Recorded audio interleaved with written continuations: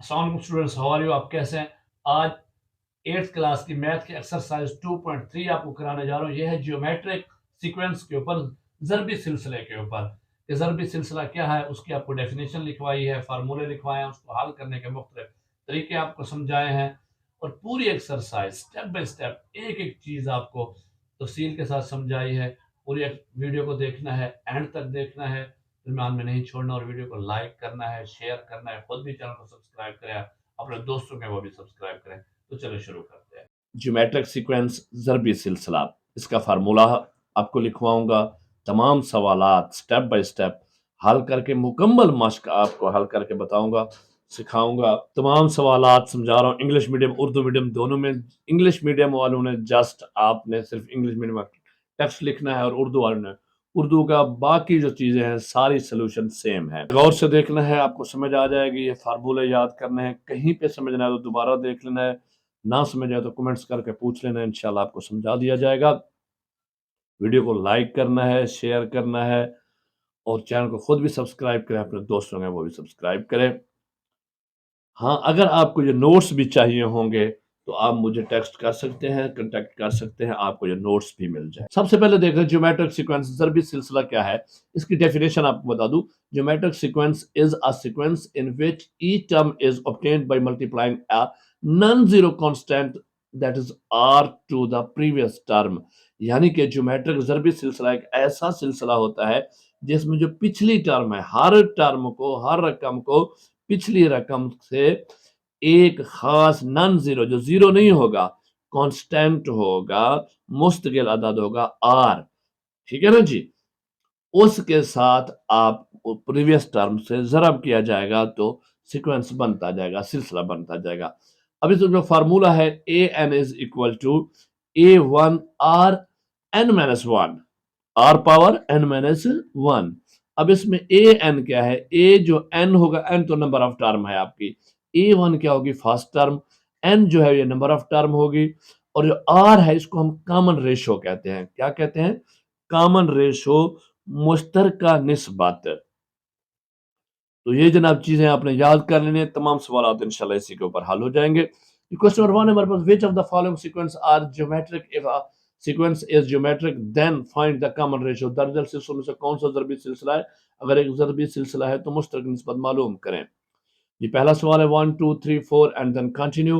अब देखिए, हमने सबसे पहले आर मालूम करना। जिस तरह हम अरिथमेटिक सीक्वेंस में कॉमन डिफरेंस डी मालूम करते थे पिछले एक्सरसाइज में, आर हमारा क्या होगा? Common ratio. ये देखें, क्योंकि ये ज़रबी सिलसिला है ज्योमेट्रिक, तो इसका जब हम मालूम करेंगे तो उलट करते हैं। अरिथमेटिक सीक्वेंस क्या होता था? जमा होता था ना, उससे हम जब डिफरेंस मालूम करते थे तो नफी करते थे। तो अब इसको A2 को डिवाइड करेंगे A1 पे, तो जनाब A1 से डिवाइड करेंगे। A2 देखें हमारे पास क्या है? 2, और 1, ये पहली टर्म कौन सी है? 1, तो इसको अगर हम किया तो 2/1 आ गया, 2/1 आ गया। अब इस तरह अगर हम दूसरी भी कर लें, A3 डिवाइड बाई A2, तो A3 हमारे पास है 3, और A2 है हमारे पास 2, 3/2 आ जाएगा। ये जनाब हमारे पास आ गई कॉमन रेशो। अब देखें हमारे पास कॉमन रेशो क्या बनती है। कॉमन रेशो देखें, हमने कहा सेम होगी, कंसेक्टिव टर्म में सेम चलती जाएगी। तो ये पहले हमारे पास है 2/1, 3/2। तो क्या ये इक्वल है? इक्वल नहीं है, ये बराबर नहीं है। जब इक्वल नहीं होंगी तो हमारे पास ये ज्योमेट्रिक सीक्वेंस होगा ही नहीं, क्योंकि अगर कॉमन रेशो सब में एक होगी तब जाके हमारा ज्योमेट्रिक सीक्वेंस ज़रबी सिलसिला बनेगा। तो जनाब यहाँ हम लिखेंगे नो। इसका आंसर क्या होगा? No, it is not geometric sequence because common ratio r between consecutive term is not same. जी नहीं, ये एक ज़रबी सिलसिला नहीं है, क्योंकि दो मुतवातिर रकूम के दरमियान मुश्तरका निस्बत एक जैसी नहीं है। अब सिर्फ नो और जी नहीं भी लिख सकते हैं। ये तशरीह आपको साथ जो बता दी, एक्सप्लेनेशन है, वजाहत है, ताकि आपको आसानी से समझ आ सके। जी, अब इसका ऑप्शन 2 है हमारे पास, 10 100 1000 एंड देन कंटिन्यू। अब देखिए, इसमें हम निकालते हैं जनाब कॉमन रेशियो। तो r A2 divide by A1, A2 हमारे पास 100 है, और A1 10 है। इसको अगर जब हल करेंगे तो देखिए, जीरो के साथ जीरो कट गई, तो हमारे पास 10/1 आता है, इट्स मीन 10। जवाब हमारे पास ये इसका आ गया 10। हम दूसरी को भी चेक कर लेते हैं। तो A3 डिवाइड बाई A2 1000 को जब 100 पे हम 100 पे डिवाइड करेंगे, 2 जीरो के साथ 2 जीरो कट जाएंगे, तो बाकी यहाँ पे 10 बचेगा। इट्स मीन ये जो हमारा आर क्या है, कॉमन रेशो मुश्तरका निस्बत बराबर है 10, 10 आ गई है। तो जब ये आ गई, इट्स मीन ये सेम है सब के साथ, तो इसी तरह चलती जाएगी। हम इसका आंसर होगा yes, it is geometric sequence because common ratio r between consecutive term is same. जी हाँ, ये एक ज़रबी सिलसिला है क्योंकि दो मुतवातिर रकूम के दरमियान मुश्तरका निस्बत एक जैसी है। ये ऑप्शन 3, 2 4 8 देन कंटिन्यू। इसी तरीके से आप इसकी पहले कॉमन रेशियो निकालेंगे, ए टू में से ए को ए वन पे डिवाइड करेंगे, ए टू की वैल्यू आपने पुट की 4, टू ए वन की 2, अब इसको काट सकते हैं जी, 2 1 द 2, 2 टू द 4, 2 तो आंसर आएगा 2, 2 आ गया। इस तरह a three divide by a two कर ले, उनकी वैल्यूज पुट करें, ए थ्री आपको 8 है, ए टू ए 4 है, 4 है, इसको यहाँ पे देखिए 4 1 द 4 और 4 टू द 8, तो इसका आंसर भी 2, इट्स मीन हमारा कॉमन रेशियो जो है वो सेम आ रहा है, तो r इज इक्वल टू 2, मुश्तरका निस्बत 2 है। तो हम कहेंगे yes, it is geometric sequence because common ratio r between consecutive terms is same. जी हाँ, ये एक ज़रबी सिलसिला है क्योंकि दो मुतवातिर रकूम के दरमियान मुश्तरका निस्बत एक जैसी है। जी, ऑप्शन 4, 16 8 4। अब इसको करें उसी तरह आपने पहले लगा लेनी है जनाब इसकी कॉमन रेशियो मालूम, A2 डिवाइड बाय A1। अब देखें A2 हमारे पास 8 है, 8 है और A1 16 है। अब देखिए 8 1 द 8, 8 2 द 16, तो यहाँ पे एक 1 बच जाएगा, तो ये हमारे पास आ जाएगा 1/2, 1/2। इस तरह अगर हम A3 डिवाइड बाय A2 करें, उनकी वैल्यूज पुट करें 4 डिवाइड बाय 8, तो ये भी 4 1 द 4, 4 2 द 8, तो ये भी आ जाएगा 1/2, यानी 1/2 हमारी कॉमन रेशियो आएगी, मुश्तरका निस्बत आएगी। अब हम क्या कहेंगे, yes it is geometric sequence because common ratio between consecutive term is same. जी हाँ, ये एक ज़रबी सिलसिला है क्योंकि दो मुतवातिर रकूम के दरमियान मुश्तरका निस्बत एक जैसी है। जी, इसका ऑप्शन 5, 6 8 18 24।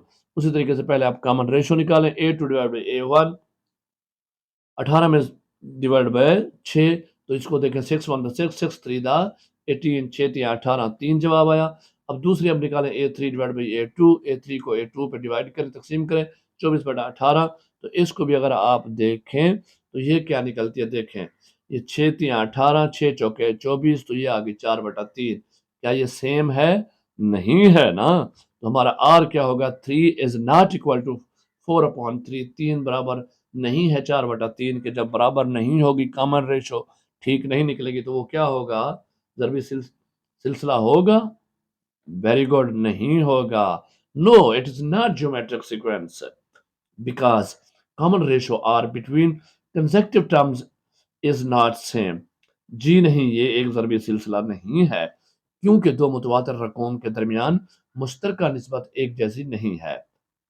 जी, क्वेश्चन नंबर 2 आगे हमारा, find the general term of the following geometric sequence. ज़रबी सिलसिलों की नुमाइंदा रकम मालूम करें। 1 4 16 64 हमारे पास आ गया। अब इसकी हमने जनरल टर्म बनानी है। देखिए पहले उसी तरीके से हमने कॉमन रेशियो मालूम करनी है, A2 डिवाइड बाई A1, 4/1 आ गया। अब देखिए ये 4/1 इसको कट करें तो जवाब आंसर 4 ही आएगा, तो 4 आ गया। दूसरी आर करें, A3 divide by A2, values put की 16/4 किया, 4 1 द 4, 4 4 द 16, तो आंसर 4 है। इट्स मीन हमारी कॉमन रेशियो 4 है। अब जनाब हमने फार्मूला पुट करना है। फार्मूला आपको याद है? नहीं याद तो कर लें याद, an is equal to A1 r power n minus 1। अब वैल्यूज पुट कर दें। ए एन देखें हमें मालूम नहीं, जनरल टर्म बनानी, ए ये 4 आया, आर हमारे पास कितना है 4, एन माइनस 1 होता है कि कौन सी टर्म है। अगर यहाँ पे एन के मैंने वैल्यू पुट करनी हो तो निकालते, नहीं तो ये जमा हमारी जनरल टर्म बन गई। यहीं तक ले लें काफ़ी है, लेकिन 1 को अगर 4 से मल्टीप्लाई भी कर दें तो क्या आएगा, 4n माइनस 1। जी, इसका दूसरा ऑप्शन है 6 12 24 48। अब उसी तरीके से पहले आप इसकी कॉमन रेशियो मालूम करें, A2 डिवाइड बाई A1 कर लें, A2 12 है और ये 6 है, 6 1 द 6, 6 2 द 12, 2 आंसर आया।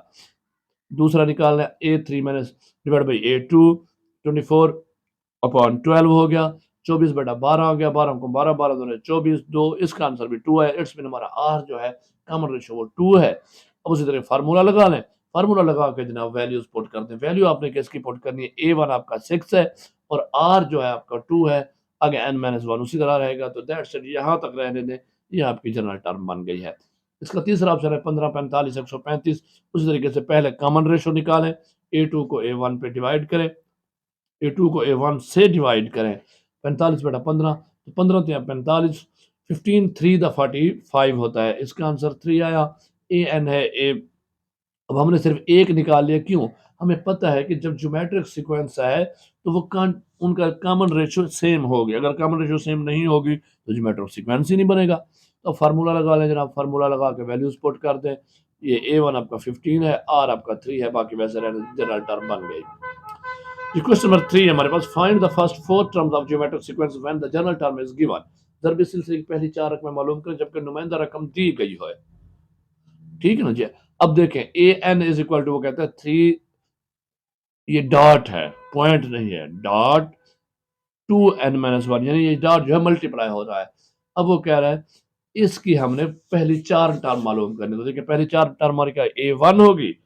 A1, अब यहाँ पे देखें ये आप AN जो है, n की जगह हमारा 1 लग गया, 1 लग गया ना, हमने उसी फार्मूले को लेके चलना है। 3 इंटू 2, अब ये जो n है, n-1, 1 हमारी ये टर्म थी, 1 थी ना, तो 1-1 करेंगे तो क्या बच जाएगा, इधर देखें 3 इंटू मल्टीप्लाई बाय, ये भी मल्टीप्लाई हो रही है, 2 0, 2 की पावर क्या बन गई 0, जिसकी पावर 0 हो जाए वो खत्म है, वो है ही नहीं। ठीक है ना, उसकी वैल्यू 1 बच जाती है सिर्फ। तो 3 मल्टीप्लाई बाय 1 करें तो 3 आएगा, या 3, क्योंकि ये 2 आपका 0 जिसकी पावर बनी खत्म हो गया, है ही नहीं, तो 3 आ गया। अब नेक्स्ट हम A2 कर लेते हैं। A2 किया हमने, n की जगह हम 2 लगा रहे हैं, उसी तरह 3 डॉट 3 इंटू 2, अब यहाँ पे n की जगह आ गया 2, क्योंकि दूसरी टर्म मालूम कर रहे हैं, 2-1। अब नेक्स्ट पे करें 3 इंटू 2, ये 2-1 में से 2 में से 1 गया तो क्या बच गया 1। तो जिस 2 की अगर पावर 1 हो तो वो 2 का 2 ही आएगा, 2 आएगा, पावर 1 है ना। तो 3 इंटू 2, ये आ गया 6। अब A3 मालूम करते हैं। 3 इंटू 2, यहाँ पे n की जगह गया 3-2, 3-1, तो 3 में से 1 गया, बाकी बच गया 2। यहाँ पे हमारे पास 3 मल्टीप्लाई बाय 2 पावर 2, 2 स्क्वायर आ गया। तो 2 स्क्वायर जब निकालते हैं नेक्स्ट स्टेप पे, 3 इंटू 4, इसको हमने हल करना है, 2 टू द 4। तो अब 3 को जब 4 से मल्टीप्लाई करेंगे तो 12, ये आ गया हमारे पास 12। अब A4 निकाल लें, क्योंकि हमने 4 टर्म निकालनी है। उसी तरह 3 इंटू 2, 4-1, ये 4 क्यों लगाया, क्योंकि n की पावर 4 है। यहाँ पे हमने फार्मूले में n का 4 लिया, 4-1 दिया, 4 में से 1 गया, बाकी बच गया 3। अब 2 का हमने क्यूब निकालना है, 2 की पावर 3 मालूम करनी है, 2 टू द 4, 4 टू द 8। तो यहाँ पे 3 वैसे का वैसा है, 3 इंटू 8, इसको हल कर लिया। अब 3 को 8 से मल्टीप्लाई करें तो 24। अब आपका ये सीक्वेंस 3 6 12 4, तो नेक्स्ट 4 फॉर्म क्या, फर्स्ट 4 टर्म्स क्या होंगी, 3 6 12 24, ये आपकी हल होगी। इस तरह ऑप्शन 2 कर लें जनाब। an is equal to 4 into 2, अब यहाँ पे उसने मल्टीप्लाई कर दिया, 2n-1।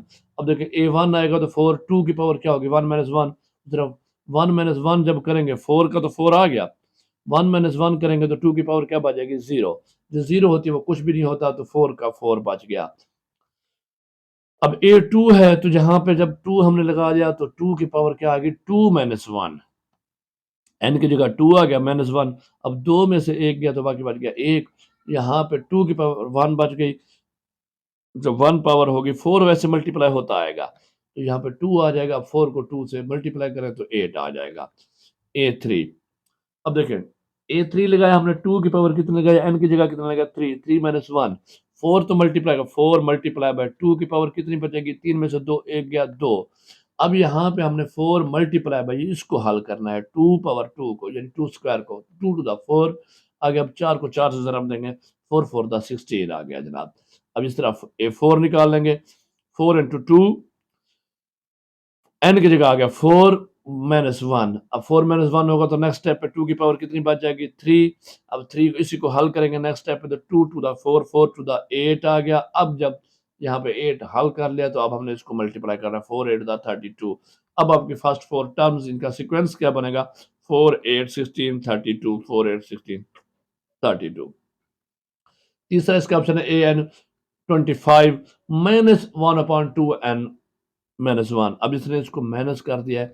नेक्स्ट स्टेप पे आपने देखे, घबराना बिल्कुल नहीं, देखिए ये 25 इसको मल्टीप्लाई करें माइनस के साथ, 1/2 की पावर क्या होगी 1-1। जब 25 को फिर यहाँ पे करेंगे 1 में से 1 नफी करेंगे तो इसकी पावर क्या बच जाएगी 0। 0 क्या हो जाता है जिसकी पावर 0 वो खत्म हो जाता है या उसका आंसर 1 होता है। तो 25 ज़रब 1 करें या खत्म कर दें तो 25 ज़रब 0 0 भी करें तो 25 का 25 रहेगा। ठीक है। अब दूसरे पे A2 जब करेंगे उसी तरीके से 25 हमने 25 लिखा, आगे -1/2 इसकी पावर यहाँ पे क्या 2 - 1 करेंगे, 2 - 1 होगा तो क्या आ जाएगी 1। अब यहाँ पे क्या करेंगे 25 ज़रब इसकी पावर 1 होगी तो -1/2 आएगा। अब जब -1/2 को इसको ज़रब करेंगे तो 25 ज़रब होगा 1 के साथ 25 मल्टीप्लाई बाय -1 तो आ जाएगा -25/2 माइनस आएगा क्योंकि एक दफ़ा ज़रब हो रहा है। तो 25/2 जब इसको आप डिवाइड करेंगे 2 पे तो हमारे पास आंसर आएगा -12.5। अब इस तरह A3 कर लें 25, यहाँ पे आपने क्या करना है n की जगह सिर्फ 3 लिखना है, 3 - 1 आ गया। जब इसको हल करेंगे दूसरे स्टेप पे 3 में से 1 जाएगा तो 2 बच जाएगा। 25 आपके साथ दूसरा मल्टीप्लाई होता आ रहा है। अब जब इसको करेंगे जनाब अब इसकी पावर 2 है तो देखें 1 की पावर 2 होगी तो 1 1 रहेगा, 2 की पावर 2 होगी तो 2 टू द 4, लेकिन दो दफ़ा जब नफ़ी आपस में ज़रब खाएगा तो माइनस माइनस क्या हो जाता है जब दो दफ़ा मल्टीप्लाई हो तो प्लस, तो यहाँ पे ये प्लस होगा माइनस खत्म हो गया 1/4 आ गया।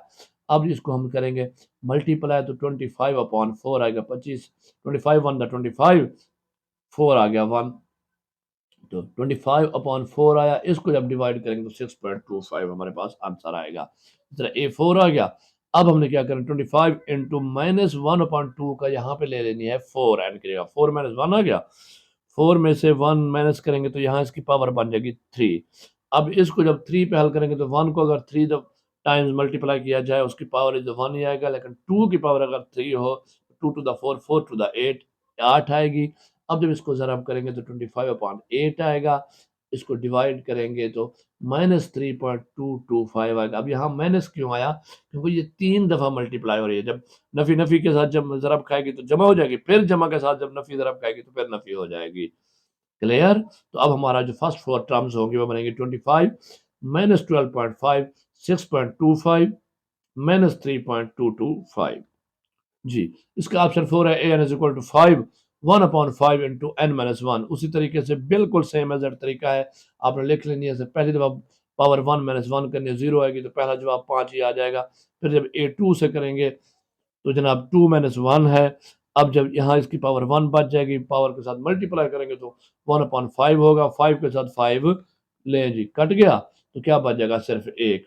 3 करेंगे 5 1/5 की पावर 3 - 1 करेंगे तो यहाँ पे पावर 2 बच जाएगी। जब 2 से मल्टीप्लाई करेंगे तो 5 इंटू 1/25 आ जाएगा। 5 की पावर 2 हो तो 5 5 दा 25, 5 बने 25 बनता है। अब इसको देखेंगे 5 के साथ कट जाता है, हाँ जी 5 1 दा 5 5 5 दा 25, यहाँ 5 आएगा तो ये 1/5 आ जाएगा। अब A4 करें आप तो उसी तरीके से जनाब 1/4 4 - 1 करेंगे, वही यहाँ पे 3 बच जाएगी। इसकी अगर 5 की जगह 3 लें तो 5 बने 25 25 बचे 125, 5 5 दा 25 25 5 दा 125। अब ये कट जाएगा 5 इंटू यहाँ पे 25 आएगा तो ये जनाब 25 आया, 1/25 आंसर आ गया आपका। तो यहाँ पर सीक्वेंस बनेगा 5 1 1/5 इंटू 1/25।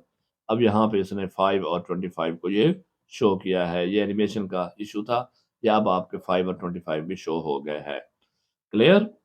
जी, क्वेश्चन नंबर 4 है find the indicated term of geometric sequence. Service निशान करता रखा मालूम करें। वो कहता है a इज इक्वल टू 20 यानी a1 हमारे पास 20 है, r इज इक्वल टू 10 10 है यानी कि जो कॉमन रेशियो वो 10 है, और a4 मालूम करना है। इसके लिए हमने करना क्या, जस्ट हमने पहले फार्मूला लगाना है an is equal to a1 r power n minus 1। अब वैल्यूज पुट कर दे। a n की कम पावर क्या है 4, a1 क्या है 20, r हमारे पास कॉमन डिफरेंस क्या है 10 और n यहाँ पे क्या है ये देखें 4 माइनस 1 हो गया। अब नेक्स्ट पे इसको हल करते हैं। a4 वैसे 20 10 ये 4 में से 1 गया तो क्या बच गया 3 बच गया। अब 10 की पावर 3 ले लें, 10 की पावर 3 10 10 दा 100 100 10 दा 1000 बच जाएगा। तो 2 and 2 20 मल्टीप्लाई बाय 1000 हो जाएगा। इसको जब नेक्स्ट पे करेंगे तो 20,000 हो जाएगा। ये जनाब आपकी A4 निकल आई है। इसका आंसर क्या है जी? इसका दूसरा ऑप्शन है a is equal to 3 r is equal to 3 a7 मालूम करने। दूसरा फार्मूला लिखें, फार्मूला लिखने के बाद जनाब वैल्यूज पुट कर लें। a7 आ गई, ए वन हमारे पास 3 है, आर भी 3 है, तो 7 माइनस 1, 7 एन की जगह 7 आएगा माइनस 1। अब नेक्स्ट स्टेप हम 7 में से 1 माइनस करेंगे तो क्या आ जाएगा, 3 की पावर 6 आएगी। अब 3 की पावर 6 के जनाब 3 को 6 टाइम्स आपस में मल्टीप्लाई करें तो इसका आंसर आएगा 729। इसको 3 से मल्टीप्लाई करेंगे तो इसका आंसर आएगा 2107। ये आपने रफ अमल जरूर करना है, हल जरूर करना है, आपको याद रहेगा। इसका तीसरा ऑप्शन है a is equal to 512, r is 1/2, a 5 मालूम करना है। उसी तरह से फार्मूला लिखे, फार्मूला लिखने के बाद वैल्यूज पुट कर दें, वैल्यूज पुट कर दें ना। 1/2 की पावर 5 माइनस 1 आई तो नेक्स्ट पे क्या बन जाएगा 4, 4 आएगा तो इसको जनाब हल कर लें। 512 मल्टीप्लाई बाई 1/16 आएगा, 2 to the 4, 4 to the 8, 8 4 sorry 2 to the 4, 4 to the 8, 8 to the 16, तो ये 16 का आगे हमारे पास इसको देखेंगे कट हो जाए जी, 2 के साथ कट होगा 2 8 द 16 और इसको करें तो 256।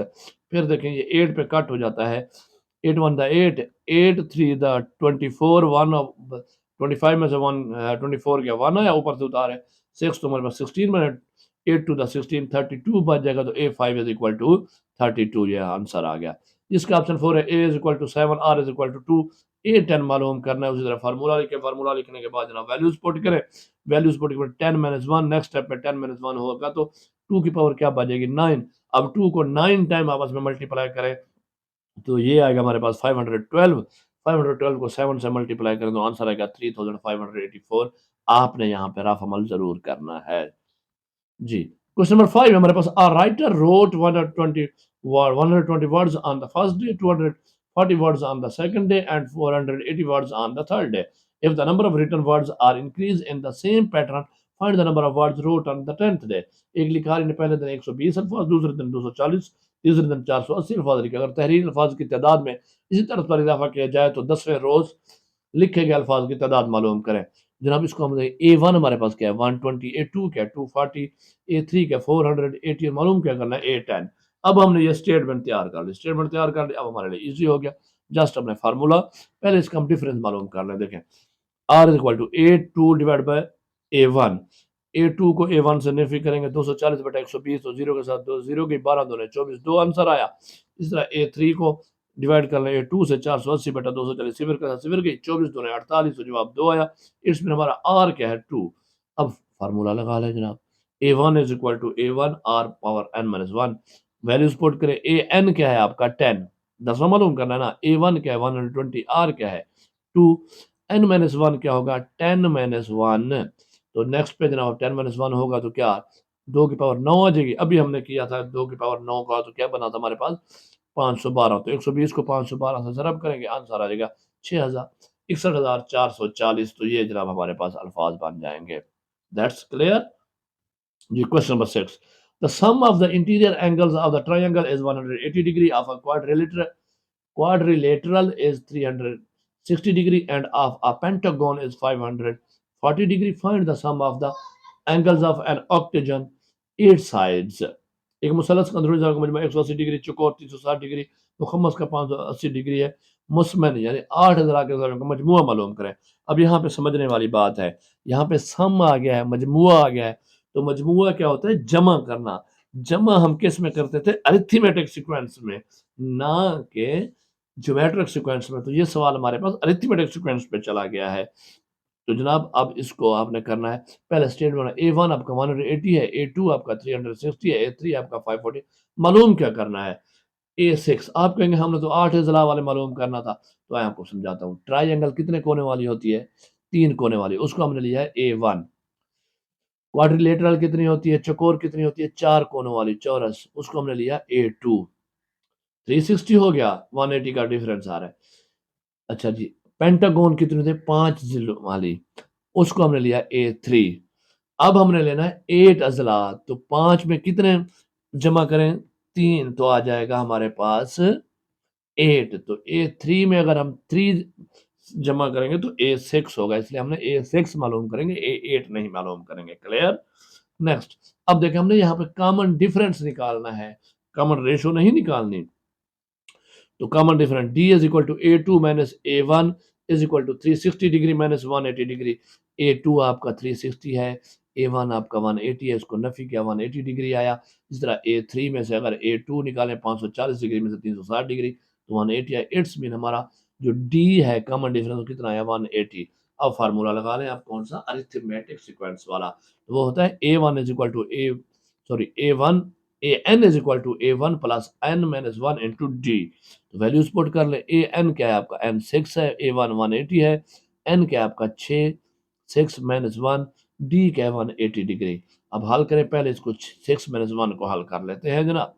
ये 180 6 में से एक गया 5, अब 5 को 180 से अगर ज़रब दें तो जनाब ये 900 बन जाएगा, और 900 में से 180 डिग्री जमा करें तो 1080 डिग्री ये हमारा आंसर आएगा A6 ये होगा जनाब। क्लियर? जी question number 7। Abdullah's exercise trainer suggests jogging for 10 minutes each for the first week. After each week, he suggests to increase the time by 5 minutes per day. At sixth week, how many minutes will he jog? Abdullah के वर्जिश के trainer ने पहले हफ्ते के लिए हर रोज 10 minute jogging का मशवरा दिया। हर हफ्ते के बाद इस वक्त को 5 मिनट तक बढ़ाने की तजवीज़ करता है। छठे हफ्ते में वो कितने मिनट जॉगिंग करेगा? अब ये भी देखें क्या है, कुल पूछ रहा है, जमा कर रहा है, तो ये भी अरिथमेटिक सीक्वेंस होगा। तो A1 is 10, A2 is 15, A3 is 20 and then A6 क्या होगा, छठा हफ्ता मालूम करना है। उससे पहले कॉमन डिफरेंस डी मालूम कर लें। A2 से माइनस को 1 A1 को माइनस करें, 15 में से 10 के 5, A3 में से A2 को करें, 20 में से 15 के 5, तो हमारा कॉमन डिफरेंस डी आया है। अब फार्मूला लगा लें। फार्मूला आपने लगा लिया, an is equal to A1 plus n minus 1 into d. Values put करें। an क्या आपका 6, 10 A1 आ गई, 10 प्लस 6 माइनस 1 हो गया 5 को करें, तो यहाँ जनाब नेक्स्ट स्टेप है, 6 में से 1 या 5 बचेंगे, 5 से ज़रा आप करें तो 10 जमा 5 बने 25 हो गया। 25 में अगर आप इसको जमा करें तो जनाब A6 35 मिनट्स वो जॉगिंग कर रहा होगा। क्लियर?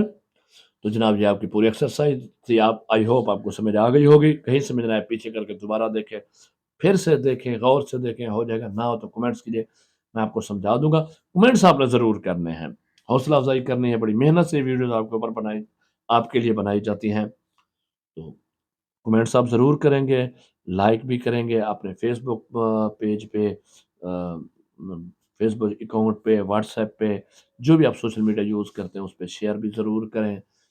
खुद भी चैनल को सब्सक्राइब करें, अपने दोस्तों को भी कहें वो भी सब्सक्राइब करें। मिलते हैं नेक्स्ट वीडियो के साथ, नेक्स्ट एक्सरसाइज के साथ, नेक्स्ट वीडियो में। तब तक अल्लाह हाफ़िज़।